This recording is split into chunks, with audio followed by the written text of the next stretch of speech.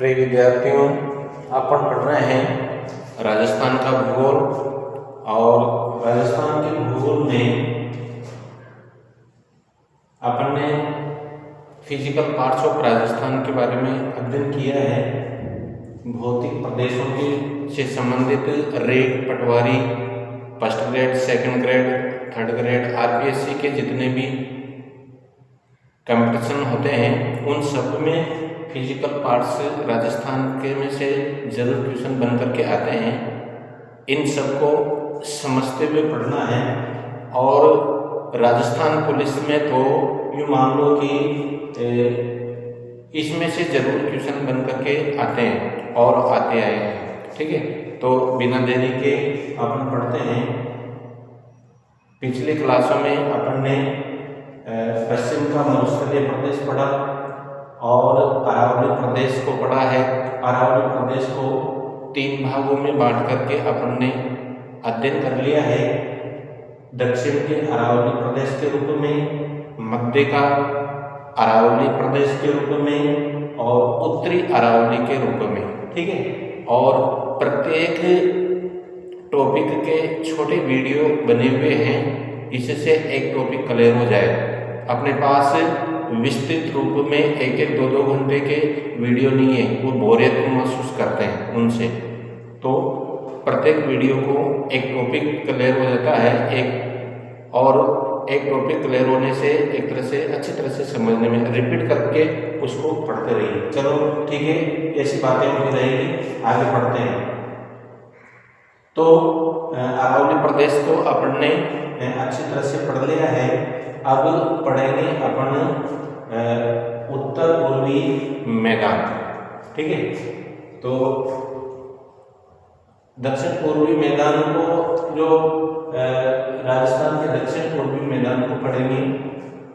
और इस दक्षिण पूर्वी मैदान में क्या क्या विशेषता है और किस प्रकार के क्वेश्चन बन करके आते हैं और आने की संभावना है, इस पर ध्यान देना मैं लिख देता हूँ। दक्षिण पूर्वी मैदान। ठीक है, तो इससे संबंधित क्वेश्चन किस प्रकार से बन के आते हैं। राजस्थान के भौतिक प्रदेशों में सबसे प्राचीनतम भौतिक प्रदेश कौन सा है? अरावली। और सबसे नवीनतम भौतिक प्रदेश कौन सा है? पश्चिम का मरुस्थलीय प्रदेश। ध्यान रख लेना। तो इससे संबंधित क्वेश्चन बन करके आ जाए। अपन अंदर से खोद करके पूछते रहते हैं और क्वेश्चन ऊपर ही से उठा करके पूछ लेता है। तो इस तरीके से दक्षिण पूर्वी मैदान, जो कि राजस्थान के इस क्षेत्र में विस्तृत है, और ये दक्षिण पूर्वी मैदान है।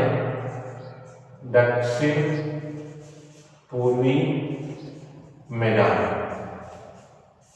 इसकी उत्पत्ति सबसे पहले उत्पत्ति से संबंधित क्वेश्चन किस प्रकार से बनकर के आता है कि दक्षिण पूर्वी राजस्थान के दक्षिण पूर्वी मैदान की उत्पत्ति किससे हुई है, किससे मानी जाती है। यानी कि भारत का जो उत्तर का विशाल मैदान है, उसी का विस्तृत रूप राजस्थान तक फैला हुआ है, उसी का विस्तृत रूप माना जाता है। ये भारत के उत्तर के विशाल मैदान का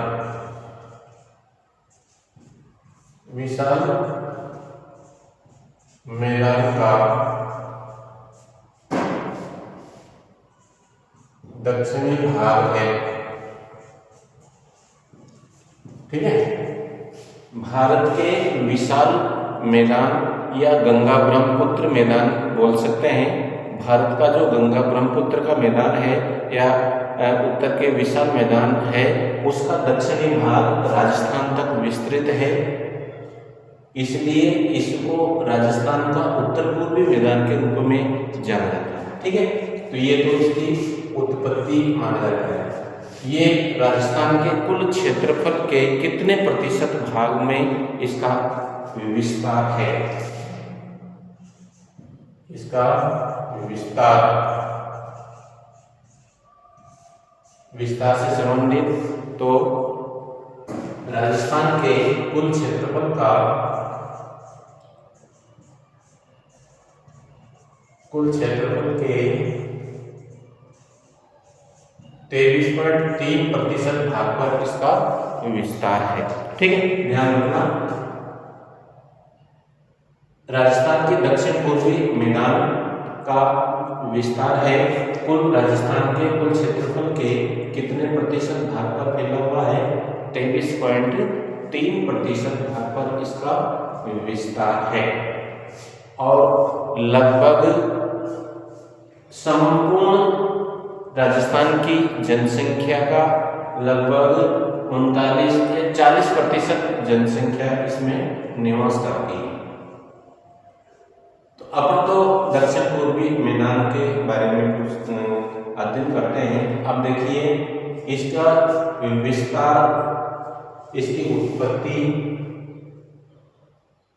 इसका निर्माण किस प्रकार से हुआ है? निर्माण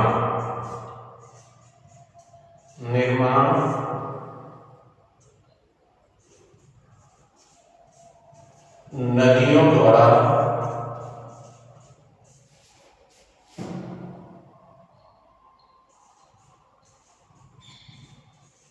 जलोढ़ मृदा के जमाव से इसका निर्माण नदियों के द्वारा जलोढ़ मृदा के निक्षेप करने से इसका निर्माण माना जाता है। ये भी ध्यान रखना। ठीक है, तो निर्माण इसका नदियों के द्वारा। अब देखो कौन कौन सी नदियों के द्वारा राजस्थान के दक्षिण पूर्वी मैदान का निर्माण हुआ। इसमें 3 बेसिन आते हैं और तीनों बेसिन से ही अच्छी तरह से समझते हुए पढ़ेंगे। तीनों बेसिन से ही क्वेश्चन बन करके आते हैं। ये 3 बेसिन राजस्थान का दक्षिण पूर्वी मैदान का निर्माण कौन कौन से बेसिन आते हैं? इसमें 3 बेसिन आते हैं। पहला बेसिन है चंबल बेसिन।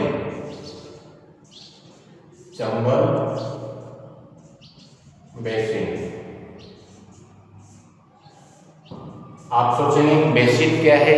यानी नदी जल प्रवाह तंत्र में जितने भी उसकी मुख्य नदी की सहायक नदियों का जो प्रवाह क्षेत्र आता है उस विस्तृत भूभाग को बेसिन के नाम से जाना जाता है। ठीक है, जिसमें मुख्य नदी जैसे चंबल नदी आ गई। अब चंबल नदी की सहायक नदियां जितने भी आकर के उसमें मिलती है उसका विस्तृत भूभाग एक तंत्र के रूप में विस्तृत होता है। उस प्रभावित क्षेत्र को चंबल बेसिन या बेसिन क्षेत्र के नाम से जानते हैं। ठीक है, तो चंबल बेसिन से, और दूसरी है माही बेसिन,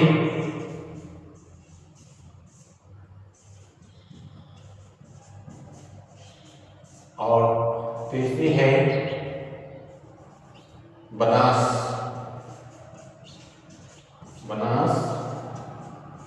बेसिन। ठीक है, 3 बेसिन क्षेत्र है। इनसे मिलकर के और अपने राजस्थान का दक्षिण पूर्वी मैदान का विस्तार मिलता है। सबसे पहले चंबल बेसिन से किस प्रकार के क्वेश्चन बनकर के आते हैं इसको पढ़ते हैं।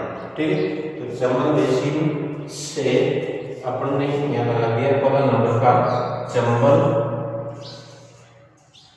बेसिन।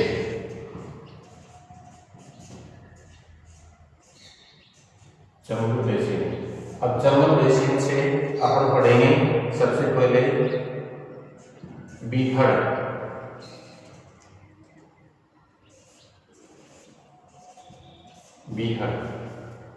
बीहड़ क्या है?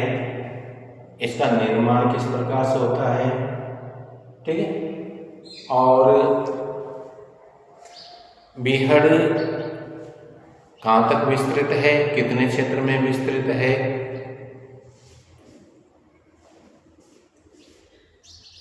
दूसरा इसमें आता है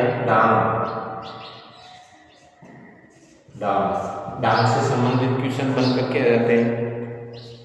तो चंबल बेसिन का जो विस्तार है और चंबल बेसिन क्षेत्र में जितने भी सहायक नदियां हैं और स्वयं चंबल नदी है उसके बारे में विस्तृत जानकारी अपन इसका राजस्थान का जो प्रवाह तंत्र पढ़ेंगे ना उस समय करेंगे। चंबल नदी में से आप सब जानते हैं चंबल नदी राजस्थान की एक जीवनदायिनी नदी के रूप में है, नित्यवाही नदी के रूप में है और इसकी उत्पत्ति मध्य प्रदेश के जनापाव की पहाड़ी से है, यानी कि विंध्याचल पर्वत है।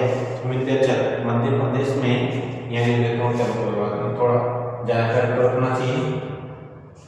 एमपी में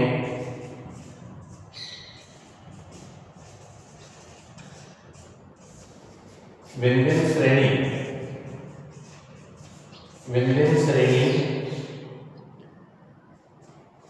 की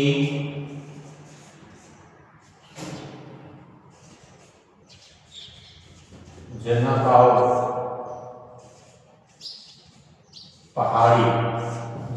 पहाड़ी है और इस पहाड़ी पर भी मऊ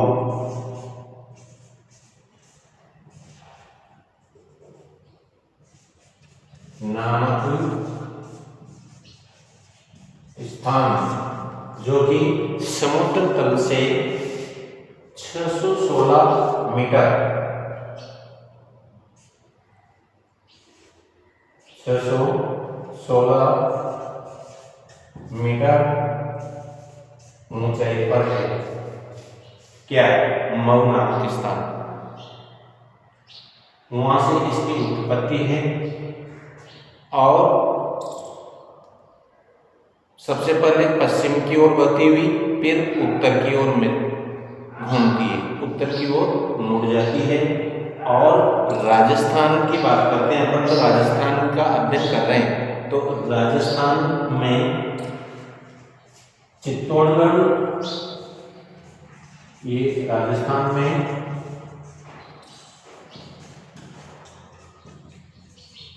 चित्तौड़गढ़ जिले के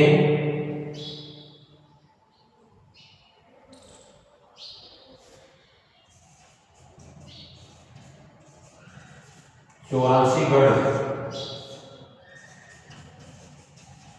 नामक स्थान से प्रवेश करती है राजस्थान में। अब देखो और समझ लो, चंबल नदी एक मुख्य नदी है, इसके सहायक नदियों के द्वारा एक तंत्र विकसित है और उस तंत्र से जलोढ़ मृदा का निक्षेप होने से इस मैदान का निर्माण होता है। तो 3 बेसिन क्षेत्र पड़ेंगे पर चंबल बेसिन, माही बेसिन, बनास बेसिन, इन सब की सहायक नदियों द्वारा एक तंत्र विकसित होकर के एक समतल मैदान का निर्माण होता है। और इसमें से सबसे पहले चंबल नदी को लिया हमने।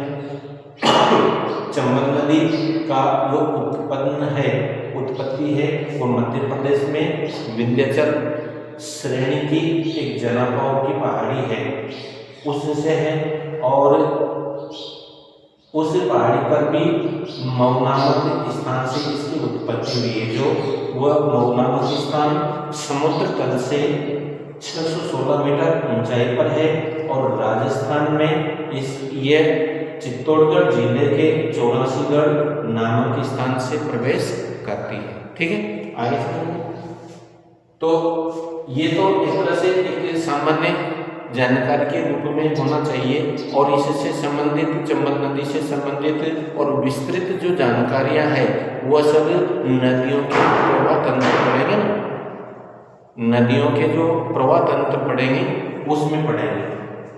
अभी तो इतना से जानकारी है। अब इस अपने मेन उद्देश्य पर आते हैं कि दक्षिण पूर्वी मैदान में के निर्माण में चंबल नदी किस प्रकार से सहायक है, और इससे संबंधित प्रश्न बनकर किस प्रकार से आते हैं, जैसे बीहड़ से संबंधित आ जाते हैं, डांग से संबंधित आ जाते हैं। ठीक, तो डांग ये बीहड़ क्या है, बीहड़ यहाँ लिख देता हूँ।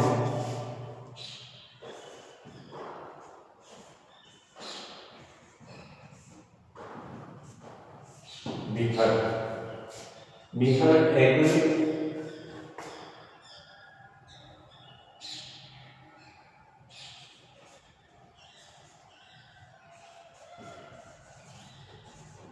अवनालिका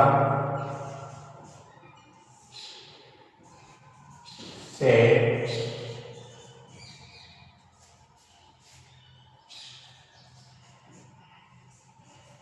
अपवर्तनात्मक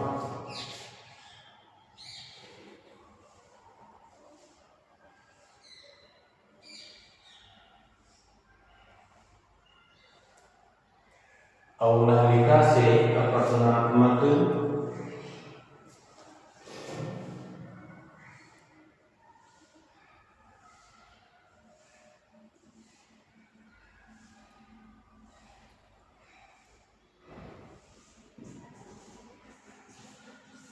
गहरी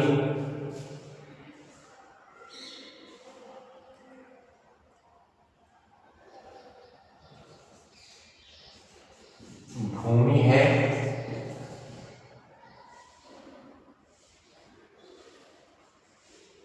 और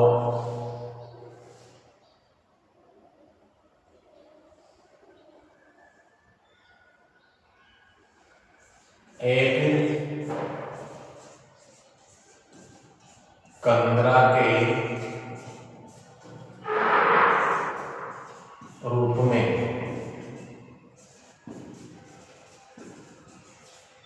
विकसित हो जाती है। ठीक है, इस प्रकार से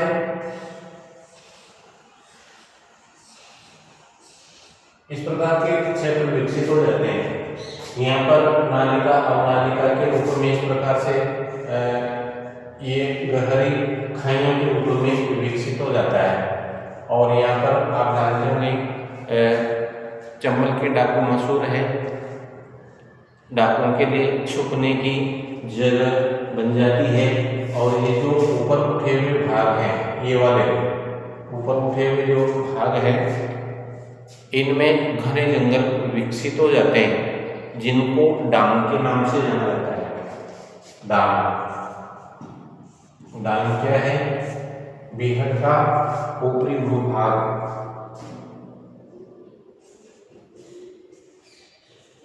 बीहड़ का ऊपरी भूभाग जहां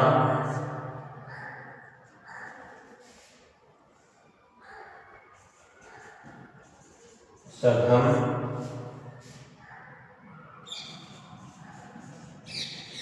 वनस्पति है, उसे क्या कहा जाता है, डांग के नाम से जाना जाता है। ठीक है, तो बीहड़ एक अवनालिका से अपवर्तनात्मक गहरी भूमि है।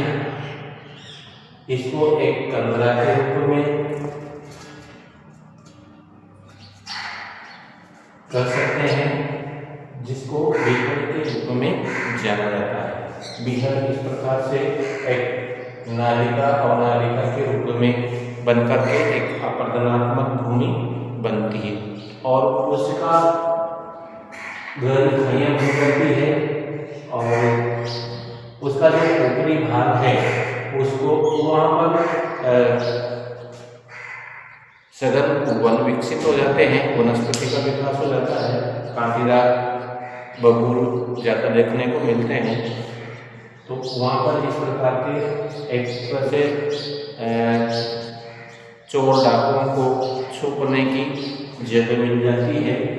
आवागमन के साधन नहीं होने के कारण पुलिस प्रशासन भी वहाँ तक नहीं पहुँच पाता है, इसलिए ज़्यादातर डांग वाले क्षेत्र में ये इस प्रकार के देखने को मिलता है।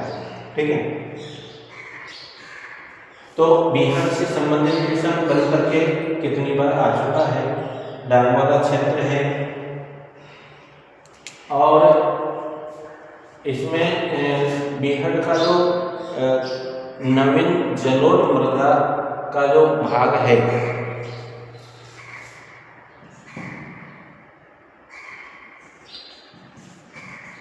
बिहार में नवीन जलोढ़ मृदा का जो भाग है वह खादर कहलाता है। क्या कहलाता है? खादर। और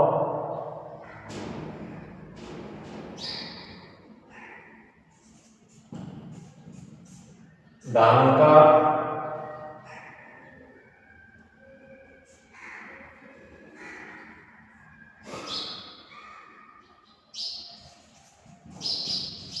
पुरानी जलोढ़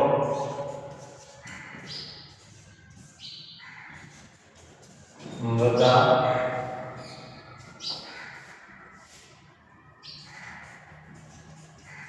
जमाव को क्या कहा जाता है? बागर। बागर के नाम से जाना जाता है। ठीक है, बिहार वाले क्षेत्र में नवीन जलोढ़ मृदा को खादर के नाम से जाना जाता है और डांग वाले क्षेत्र में पुरानी जलोढ़ मृदा जमाव को बागर के नाम से जाना जाता है। इस प्रकार से मतलब संपूर्ण दक्षिण पूर्वी मैदान को, राजस्थान के मैदान को 3 बेसिन क्षेत्र में वर्गीकरण करके अपन ने विस्तार से अध्ययन किया। चंबल बेसिन के रूप में, माही बेसिन के रूप में और बनास बेसिन के रूप में। एक एक बेसिन को विस्तृत रूप से अध्ययन करेंगे। चंबल बेसिन को सबसे पहले लिया अपन ने। चंबल बेसिन से चंबल बेसिन को का जो चंबल नदी इसकी मुख्य नदी है, उसकी उत्पत्ति मध्य प्रदेश के विंध्याचल श्रेणी से है और विंध्याचल श्रेणी में भी जनागांव की पहाड़ी से, और जनागांव की पहाड़ी में भी मऊ नामक स्थान से। मऊ नामक स्थान समुद्र तल से 616 मीटर ऊंचाई पर है और राजस्थान में ये सबसे पहले पश्चिम की ओर बहती हुई फिर उत्तर की ओर मुड़ती है। और राजस्थान में चित्तौड़गढ़ जिले में 84गढ़ नामक स्थान से ये राजस्थान में प्रवेश करती है। और इसी से संबंधित चंबल नदी से संबंधित विस्तृत जानकारी इसके जल प्रवाह तंत्र में पड़ेगी। केवल अपन इसका उद्देश्य दक्षिण पूर्वी मैदान के निक्षेप से है, तो चंबल नदी बेसिन से जो आने वाले क्वेश्चन है ज़्यादातर बिहार और डांग से संबंधित क्वेश्चन बनकर के आते हैं। अपन ने पढ़ लिया बिहार क्या है। बिहार एक अवनालिका से अपरदनात्मक भूमि है जो कि गहरी कंदरा के रूप में विकसित हो जाती है, उसको बिहार के नाम से जाना जाता है। डांग क्षेत्र, डांग क्या है? बिहार की ऊपरी भूमि है जो कि सघन वनस्पति के रूप में विकसित हो जाती है, उसको डांग के नाम से जाना जाता है। और इसी डांग क्षेत्र में चंबल के डाकू जो लूटपाट करने वाले हैं उनके लिए सुरक्षित स्थान माना जाता है। डांग की रानी किसको कहा जाता है? डांग की रानी करौली। करौली जिले को डांग की रानी कहा जाता है।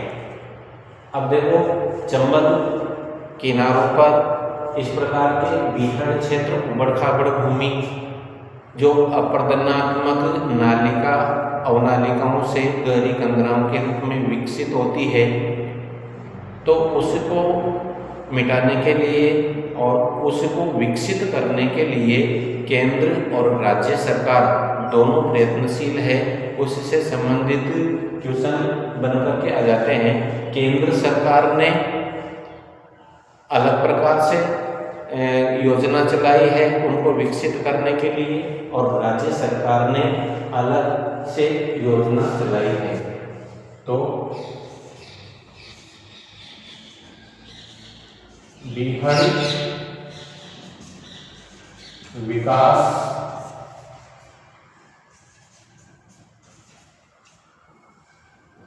कार्यक्रम केंद्र सरकार किस नाम से है? केंद्र सरकार का जो बीहड़ विकास है वह उसका नाम है कंदरा विकास कार्यक्रम। क्या नाम है? कंदरा विकास कार्यक्रम। ये कब चलाया?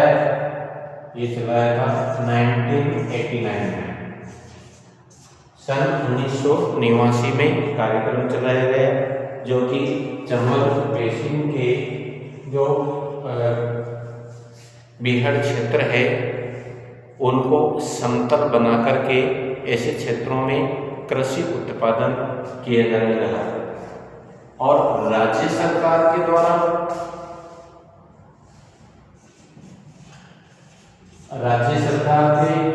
द्वारा इसी बीहड़ विकास कार्यक्रम को किस नाम से जाना जाता है?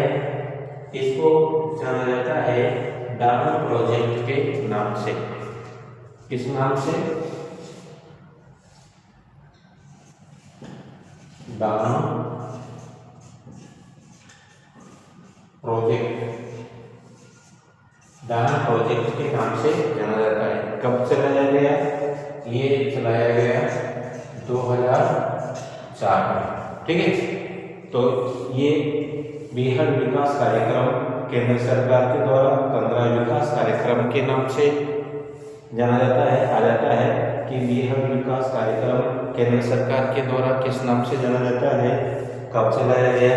राज्य सरकार के द्वारा चलाया गया कार्यक्रम किस नाम से जाना जाता है? डामर प्रोजेक्ट के नाम से, और 2004 में चलाया गया।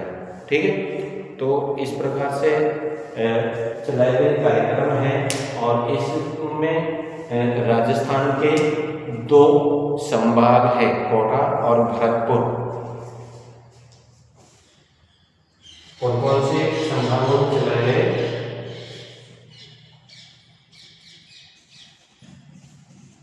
कोटा और दूसरा है भरतपुर संभाग में। 2 संभाग हैं, और कितने जिलों में? 8 जिलों में। ठीक, 8 जिलों में कार्यक्रम चलाया गया, और कोटा और भरतपुर 2 जिलों में, 2 संभागों में ये विस्तृत है।